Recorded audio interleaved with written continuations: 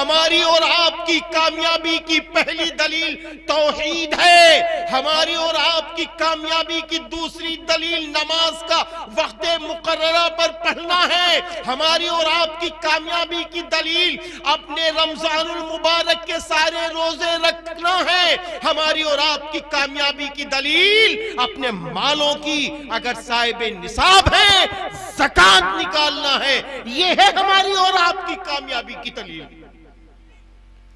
پھر اس کے بعد ایک نماز کے بعد دوسری نماز کے بیچ میں جو وقت ہے، اللہ نے آپ کو ڈاکٹر بنایا ہے تو میڈیکل کھولو، اس حیثیت سے طب کی حیثیت سے انسانوں کی مدد کرو۔ اللہ نے آپ کو پردھان بنایا ہے تو آپ گاؤں کے مسئلے اب حل کرو۔ اللہ نے آپ کو دکان والا بنایا ہے، دکان کھول کے اب تجارت کرو۔ اللہ نے آپ کو گاڑیاں والا بنایا ہے تو آپ اس طریقے سے اپنا بزنس کرو، سب کچھ کرو۔ اسلام نے کہیں نہیں منع کیا ہے، اسلام نے کہیں نہیں منع کیا ہے کہ یہ نہ کرو یہ نہ کرو، اسلام نے صرف یہ کہا ہے جو ہم کہہ رہے ہیں وہ کر لو، اس کے پیچھے میں تمہاری مدد کے لیے تیار ہوں، اور اگر تم نے یہ نہ کیا تو ساری دنیا تمہاری مدد کر دے تب بھی تمہیں مدد نہ ملے گی، اور اگر ساری دنیا تمہاری مدد نہ کرے اور تم مجھے راضی کر رہے ہو تو تمہاری مدد ہو کے رہے گی۔ آپ دیکھیں نا حضرت محمد عربی صلی اللہ علیہ وسلم جب مکہ المکرمہ سے مدینہ منورہ کی طرف ہجرت فرمائی ہے، اے پیارے مسلمانوں آپ یہ بتاؤ اس وقت معلوم کیا اعلان ہوا تھا؟ اس وقت کیا اعلان ہوا تھا؟ اس وقت یہ اعلان ہوا تھا کہ اے لوگوں جو عبداللہ کے بیٹے کا پتہ بتا دے یا ہمیں لا کے دے دے اس کو 100 سرخ اونٹ انعام۔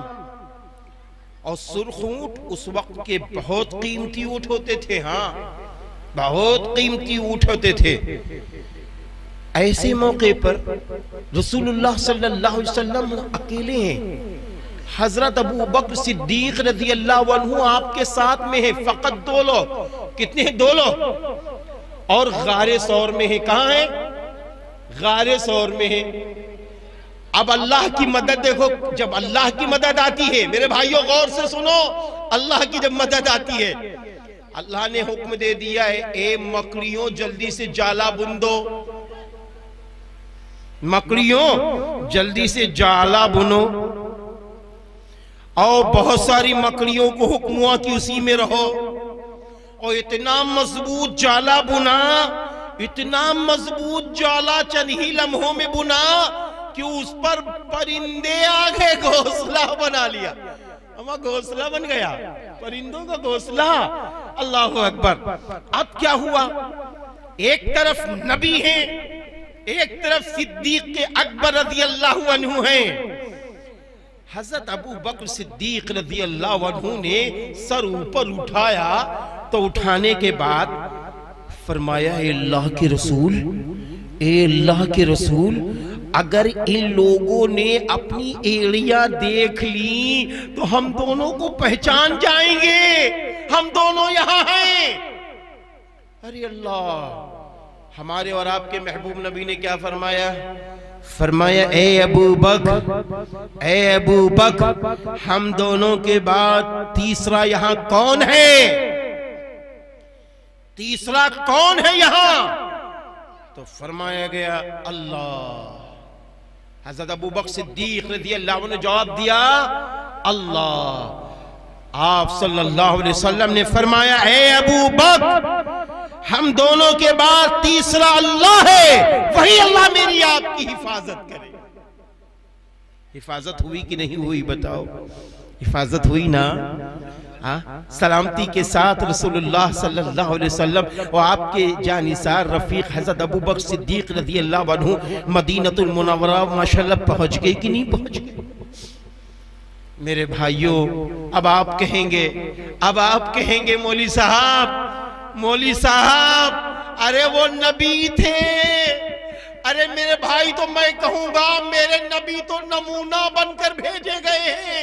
لَقَدْ كَانَ لَكُمْ فِي رَسُولِ اللَّهِ أُسْوَةٌ حَسَنَةٌ، تمہارے لیے بہترین نمونہ موجود ہے رسول اللہ صلی اللہ علیہ وسلم کی زندگی میں۔ تو نبی کے ساتھ یہ حالات اس لیے لائے گئے تاکہ قیامت تک جب کوئی حالات تم پر آ جائے تو تم گھبرانا نہیں، تم پریشان نہ ہونا، بس تم اللہ کے آگے سجدہ ریز ہو جانا، نبی کی سنتوں کو زندہ کرنے لگنا، صحابہ سے محبت کرنے لگنا، صحابہ کے چہیتوں سے محبت کرنے لگنا، اور جو اللہ کہے وہی کرنا۔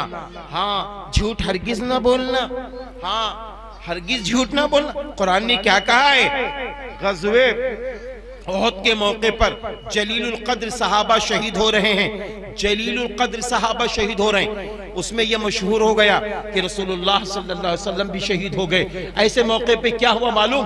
آپ کے جانثار صحابہ سب واپس ہونے لگے کہ اب جینے سے کیا فائدہ۔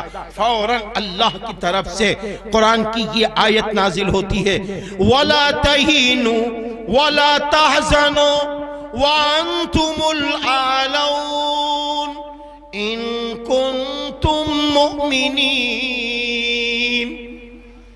اور ہمت مت ہارو اور غم مت کرو، اور تم ہی بلند ہوگے اگر تم مومن ہوگے۔